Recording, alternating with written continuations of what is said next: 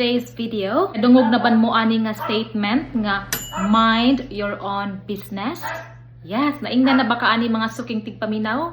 Grasya sa Ginoo, wala pa gid hinuon ko naingnan og ingon ani no nga mind your own business. Usay maluding pud ta nga ingnon ta nga mind your own business nga ikaw nga walay negosyo mag overthink pud ka. Pero ang atong buot pasabot ani dili ni siya literal nga about business, kundi naani siya luyu ani nga statement aduna ni siya'y buot pasabot. Mga pulong nga kasagaran nga atong madunggan apan aduna kitay makutlo nga pagtulunan. Because mind your own business, if we mind our own business, kita na di ay ang number one ana nga makabenepisyo kung ato na i-apply sa atong kaugalingon, nga atong i-mind ang atong kaugalingon nga kinabuhi. Moy buot pasabot ana dili about siya sa literal nga negosyo, kundi atong atimanon ang atong kaugalingon nga pagkinabuhi sa matag adlaw. Ug tungod ni ana mga suking tigpaminaw, good news kay naa gyud tay mapupo nga mismo kita number one na gyud ta nga makabenepisyo ana kung ato gyud i-mind ang atong kaugalingon nga kinabuhi. Wow!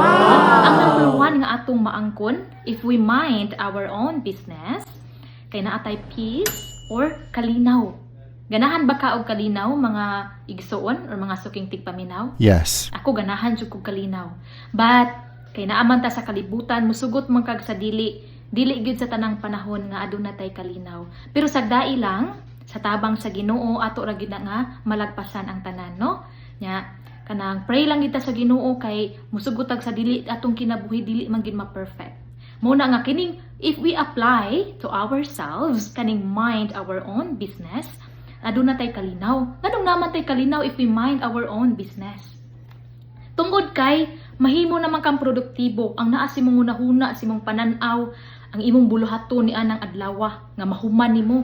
Dili naman ka manghilabot sa uban nga mga kinabuhi sa ubang tao. Dili na ka magsigig ka ng marets diha ba.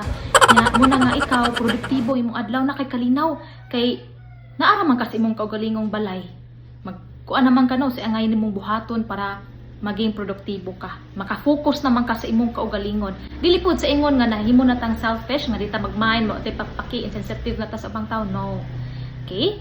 It means nga mas ato ang tagaagpansin ang ato ang mga adlaw-adlaw nga mga buluhaton, mga ato i-prioridad ang atong kalinaw, ang ato ang kaugalingon nga kinabuhi kaysa manghilabot ta sa uban nga kinabuhi sa ubang tao. Kay kitang tanan aduna gid tay suliran nga gihambin sa matag adlaw.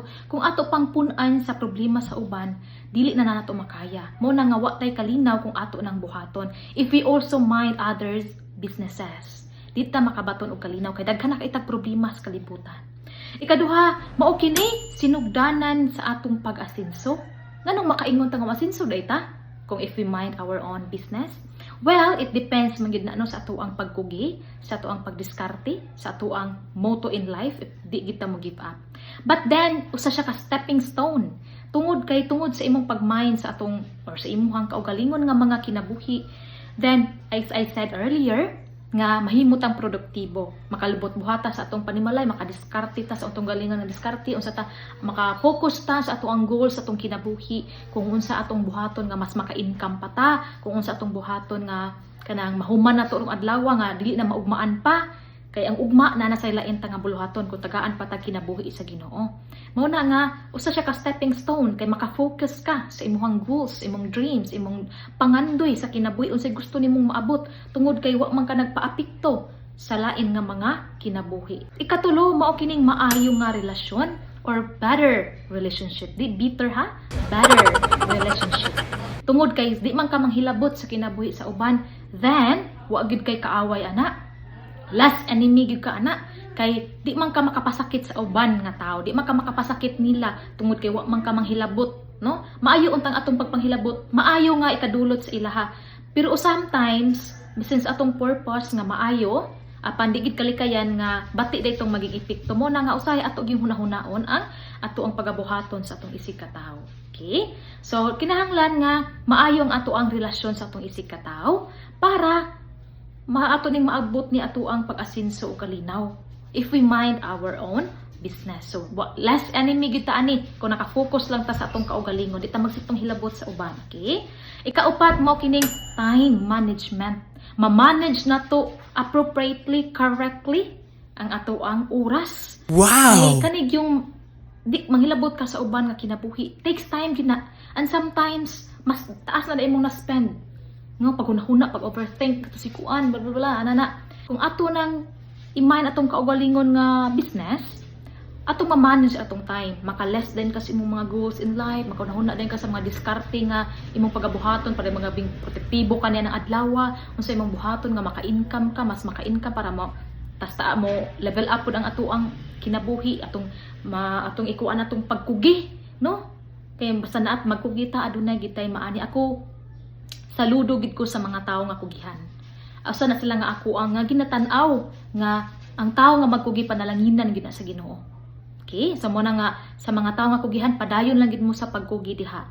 Kay naagi tubag ang Ginoon, makaluy-an kita sa Ginoo na basta magkugi ta, nya mag-focus ta sa tuwang kaugalingon nga kinabuhi. Nya magpasalamat kita sa Ginoo para mo na siya secret of blessings. Ikalima, kung ikaw tao nga nagmind lang ka sa kaugalingon nimong business, you are trustworthy.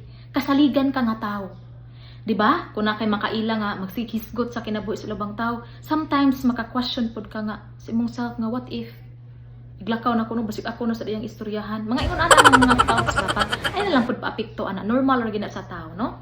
So, kasaligan ni siya nga tao kung nag-focus siya ang kaugalingon nga mga buluhaton sa matag adlaw, mo nay tao nga kasaligan. So, salamat kay sa tanan I know nga daghan pag yun ang mga masulti pagid unta, but our time is limited. Salamat kaayo sa inyong oras mga suking tigpaminaw. I hope nga till my next video na agihapon mo nga mamati. So it's our sake and for your sake, and don't forget to smile because laughter is the best medicine. Have a good day and see you again next time. God bless everyone.